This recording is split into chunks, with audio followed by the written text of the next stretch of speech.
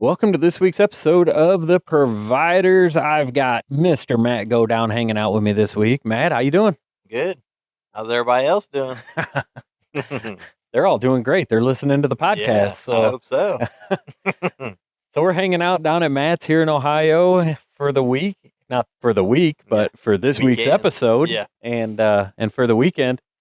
And we're going to talk about a great spot that Matt and I found on one of Matt's properties that he's got permission on, that therefore led to me having permission on, and just kind of a magic stand set that we've located, and it's produced for us the past couple of years.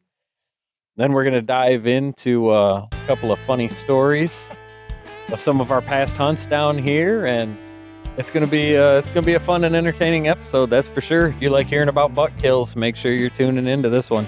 I don't want to miss it. Nothing cures a troubled mind like leaving boot prints in the mud. As that crisp morning air stands up your neck of hair and your adrenaline starts to flood. When you're a provider, you understand the things the woods can do. How you can lose yourself in the things that you love, but you can find yourself in them too. Yeah, we're the hard-working, hard-hunting, freeze of fair land providers. Yeah, we're the hard-working, hard-hunting, freeze of fair land providers. Who doesn't love making a delicious meal for their family? Smokin' at Smokers allow you to do just that. Simply set the settings and walk away, only to come back hours later to have a delicious meal waiting for you. Smokin' at Smokers, when only the best will do. So how's it going? Good. Hot, but good. A little sweaty. That's right. Well, we're back in the mobile studio again, hanging out with Matt from Ohio, good buddy of the Providers. Known Matt for 11 years now, and we're talking prior to this about the property that I come down and hunt with him every year. It's a property that he has permission on, and I want to preface this by saying I feel like this does not happen in Michigan, and by this I mean landowner who has a sweet piece of property. He's a hunter, and he's friends with Matt, and he knows that Matt has a friend from Michigan who comes down, and he's like, "Hey, why don't you come hunt the property too?" And I'm like, that doesn't happen in Michigan. Like, No. Everybody's so protective of everything, and I'm not gonna lie, I'm kind of the same way about my Michigan property. But Perry is awesome because Really good guy. Perry's known Matt, and he's been nothing but welcoming to me. And it's not like a, hey, come hunt the property, I don't think there's many deer, whatever. It's like, hey, Greg, come hunt the property, and let me show you this picture of this huge deer, and let me show you this picture of this huge deer. And he's not being protective of them. He's like, shoot one of them. He's like, go right over here because that's where he's at. Yeah. And if I do kill something, he's ecstatic about it. Yeah. Like, it's so awesome having that kind of a person to work with on this property. So you've been out there for how long? First year I hunted that property, but probably 7 years, probably. Okay. And Yeah. then I'm probably on year 4 or 5. Yeah, probably. And when we first started hunting it,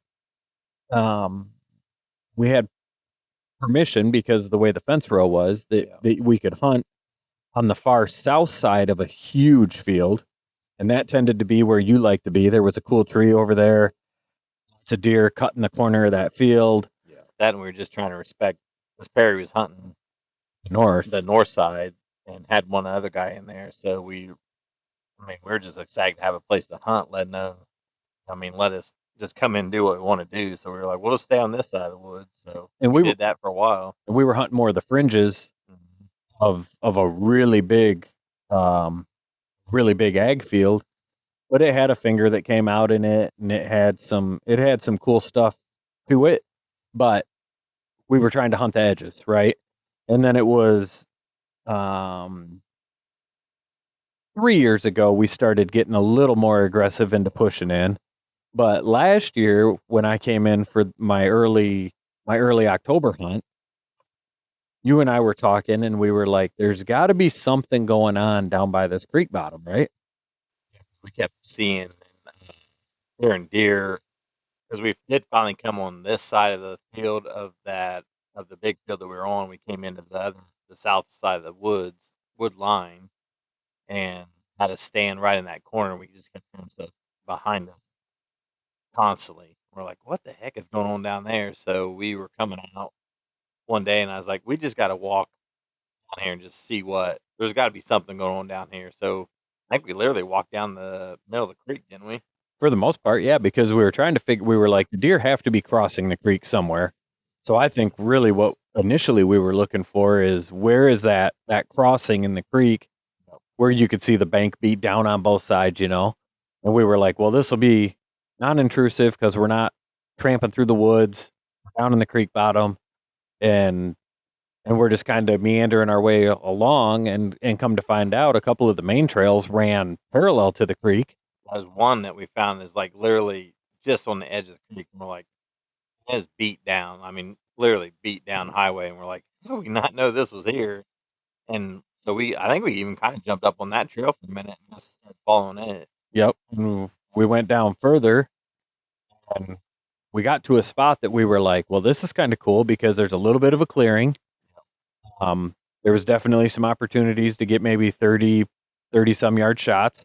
The other part that was cool about it is the creek runs through the center of the woods, and it's kind of the pinch point of the woods if you look at it on an aerial map. So we were like, okay, it's got to be a decent funnel coming down through here. And there was an area of it that was dammed up with like a bunch of wood that had made a kind of like a natural dam in that area. And we're like, well, we got to get up around this. So literally we're climbing up around that. And that's when I think you were like, dude, a buck. It was a good buck. Like it wasn't a year and a half old buck. It was a good buck that jumped up on the other side of kind of that dammed area. And it was, we both kind of looked at each other and said, well, I guess we got the right feeling. Yeah. And then we started walking down, and we're like, this is obviously his bedding area. Like you could just tell there was a bunch of logs like naturally washed up into a stack. Right behind there was a huge area just matted down. You could just tell deer just get up in there and lay. And it was almost like he designed it, the buck or whatever, because there was 2 exit points. One he could just cut out to the left and go, and the other one straight out ahead of him. It was perfect, way to get out of there. So we're like, we got to get in this area because there's obviously a nice buck bed in here that he, feels really safe right there. And we just seen one live, so we're like, there's got to be something here. So I can't remember the exact dates, but I think it was the day before I was getting ready to leave. And so we grabbed a set of sticks, because we're both saddle hunting by this point. So we grabbed a set of sticks, found a tree, which was awesome because of the way the curve in the creek bottom went with the dammed up area.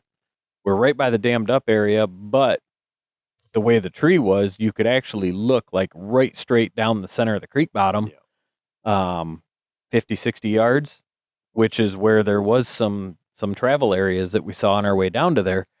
So just spot up, and we're like, this is going to be sweet. Like, this is going to be really good.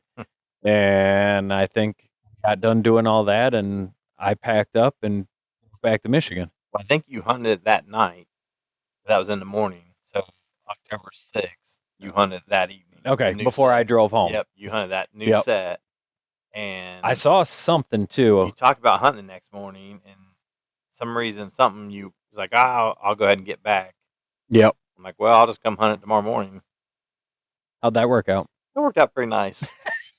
I thank Greg every time for leaving early. So, so yeah, that next morning, I'm up in that set and sitting there, and not too much after daylight, I look over and I'm like, what's going on? I see 2 little bucks fighting. I'm like, oh, this is cool. So I pull the camera up.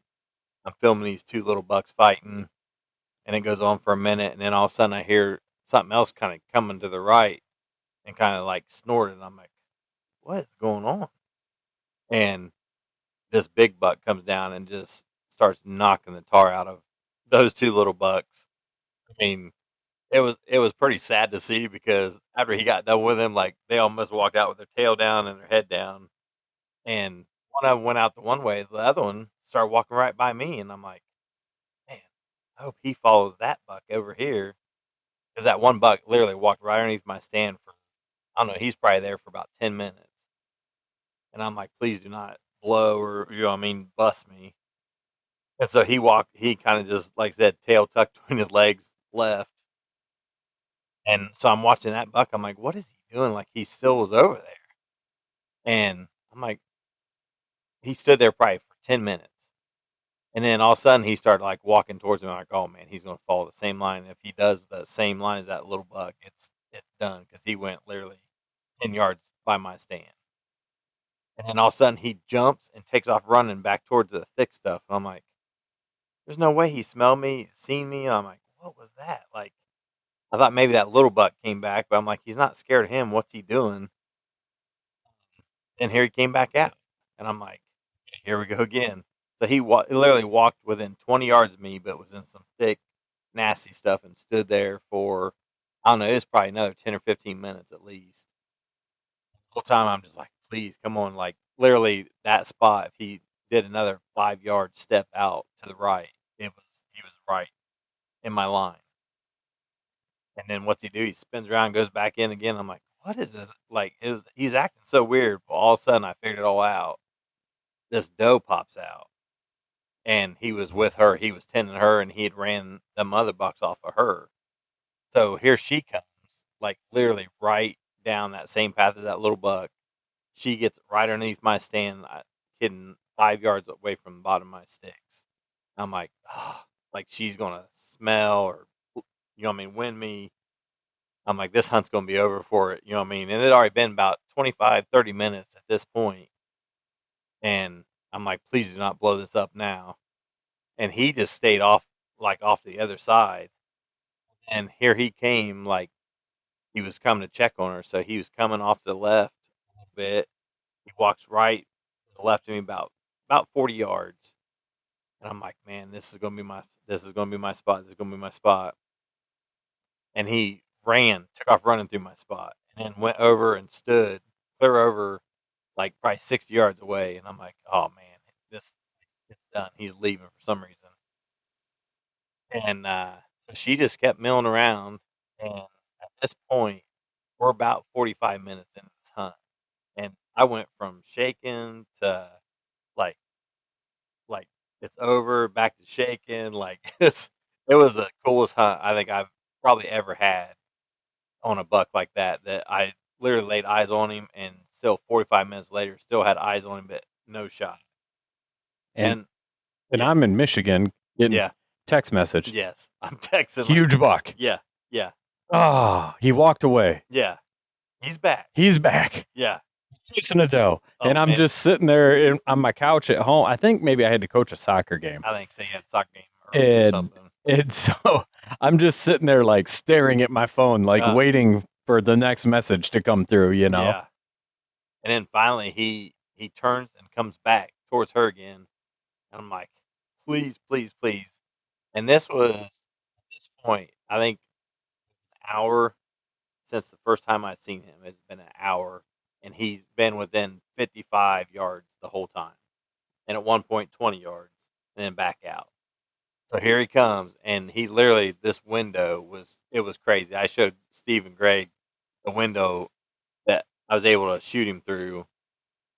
Was nuts, but I knew that was my only opportunity. Here he came, literally 2 steps into that window, stopped second, let it go, and then it's that whole like I literally like didn't move. Like I just sit there. I was shaking. I called. Then I called you. Yeah, you called me. You were still in the tree. Oh gosh, and I'm like, great. Like I don't think I could hardly even talk at that point. I'm like, I just shot a big one. He's like, was he down? I was like, I don't know. think I did a good shot, but like he took off running pretty good, and I'm like, I don't know at that point. You know how it is. Even if you feel like you did a good shot, until you put your hands on him, it's so yeah. I sat there probably 20 minutes, I think, because I was on the phone with you, right, for a while. Yep. And then actually you ended up FaceTiming me for the blood trail. So I Yeah. did the whole blood trail with Yeah. you on FaceTime. That was Yeah. awesome. Yeah. So after I calmed down in the stand, like I said, it was a good 20 minutes. I got down, found my arrow, and then I called Greg. I'm like, all right, I'm going to start in here shortly. And once I did, we were walking. I'm like, all right, we were finding good blood. Like it was looking really good. And literally, like, we was FaceTime the whole way over there, right? Like when I found Yeah. him. So, Yep. but yeah, that was I've never like seen a buck for, like I said, it was over an hour. We went back and looked at the time on the camera. And it was probably the coolest hunt ever. So What? I thank Greg for that all the time. I mean, he would have stayed one more day, but Well, yeah. That's just my luck. So, how big was that deer? that one the 137. I was gonna say I was thinking he was upper 130s. He was a nice buck, really nice buck. And then, so that was 2023. Yep. Just set the spot up. Magic happens. Literally basically the second day that we were there. And then I came back down in 24 last year, Yep. and this was our week hunt. Yep. So November. second week in November, and I'm like, I'm gonna go sit down in the creek bottom stand. And I hunted it a couple days. Yeah. I was going back and forth between that and the spot that I saw the really really big buck, because that was the same year. And finally one morning I was like, I'm gonna go hunt that spot on the creek bottom again. It was 20-30 minutes into daylight, and I'd had a couple other deer go past me. It was definitely getting into the prime rut time, and I had a small buck. I had a couple does go by me, and then from behind me up in that thick stuff, kind of beyond the dam, I could hear footsteps, but I couldn't see what was going on. And all of a sudden he pops out like 20 yards away from me, just beautiful buck. And again, instead of taking the normal trail, he cuts down and he tries to almost jump where the dam is at to be able to continue in the creek bottom. Well, that put him like, 7-8 yards away from me. He was crazy close. And I just bury a shot. I mean, buried this shot. There's blood all over the place. He runs maybe 25 yards. Not even that. He was laying next to your stand.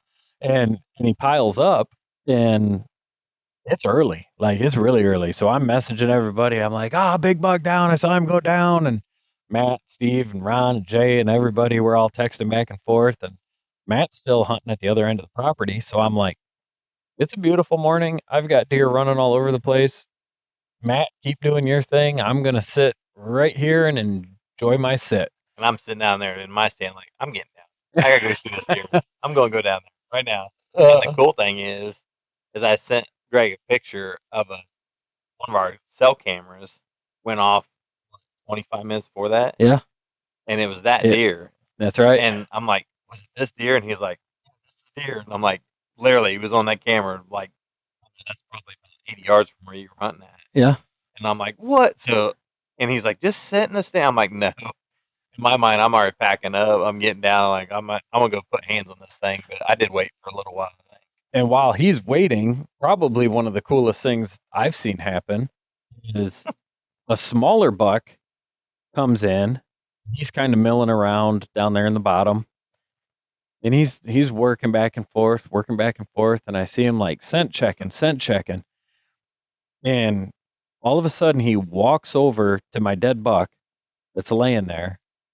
And I had watched this little buck already get pushed off by another buck, right? So he's definitely he's a subordinate buck. He's not the monster in there. He looks at my buck on the ground, which is way bigger than he is, and he stands there, and all of a sudden he starts scraping the ground. And he's snorting, he's scraping the ground. And then he takes off like a bat out of hell and just gores the crap out of the side of my dead buck laying on the ground. And he backs up and he looks at it like, why aren't you doing anything?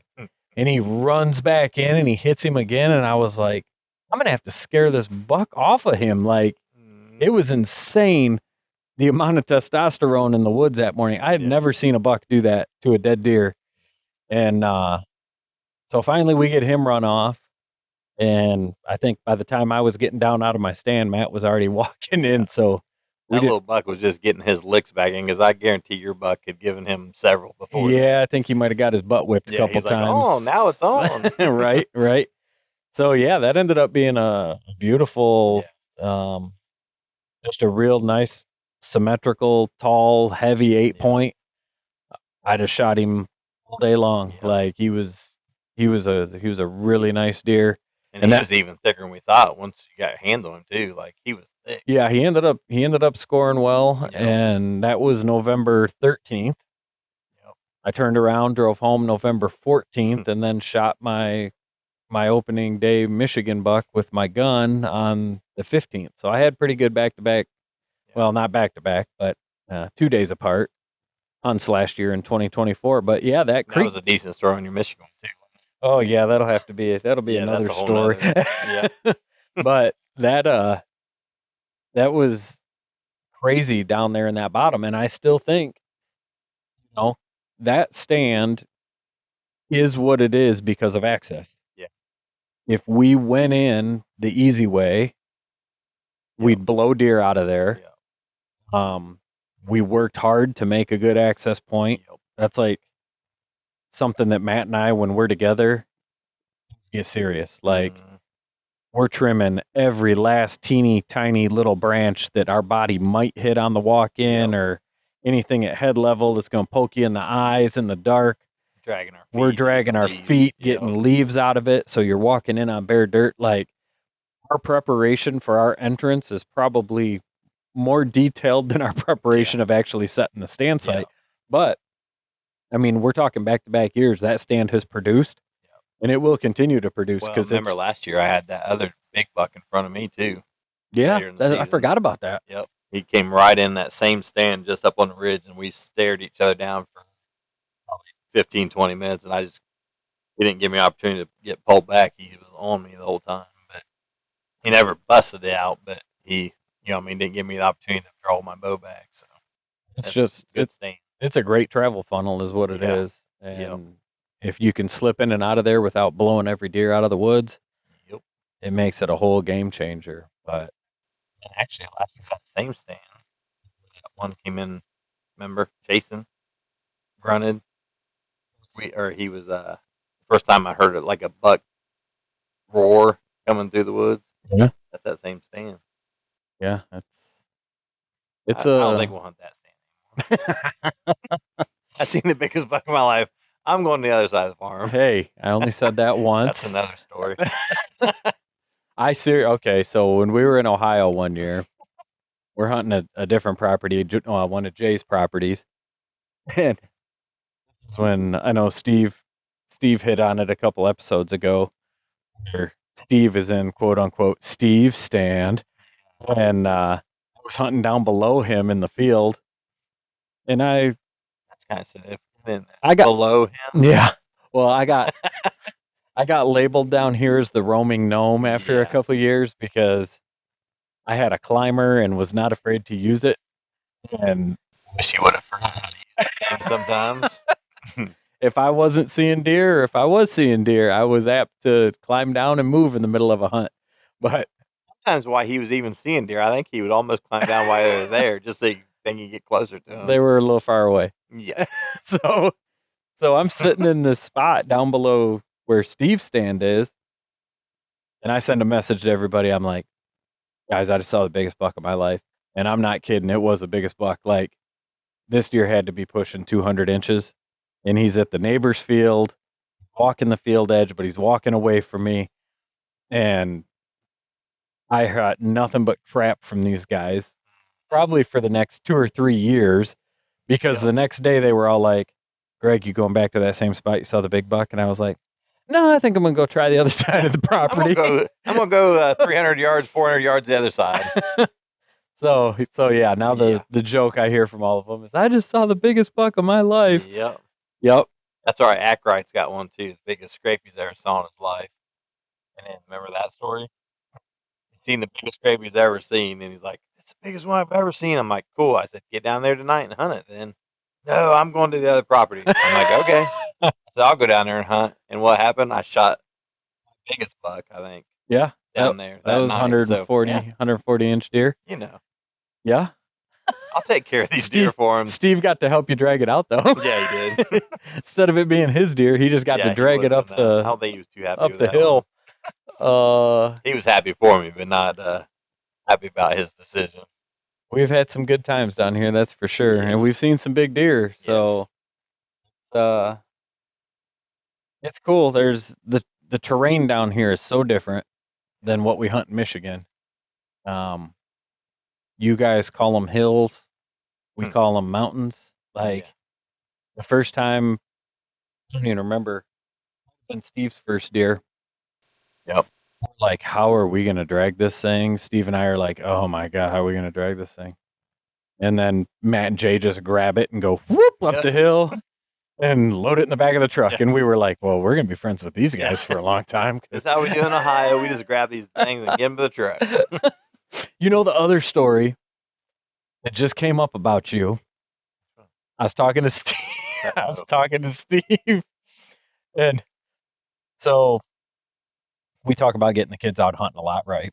And we were maybe 2 or 3 years into coming down, and we're hunting over at Jay's property, and Jay's son Logan he's a little bugger at the time. Like he was maybe 12-ish. Maybe.